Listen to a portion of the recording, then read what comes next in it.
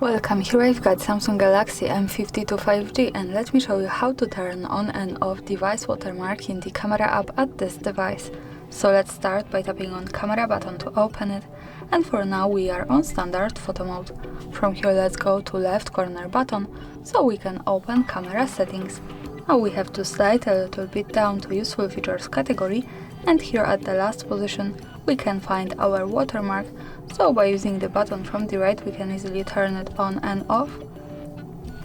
And as you can see, when we tap on it we can also turn it on and off here, and when it's turned on we have short preview how it looks like. So we have Samsung triple camera shot with my Galaxy M52 5G. And this is how it works here. Thanks for watching, subscribe our channel and leave the thumbs up.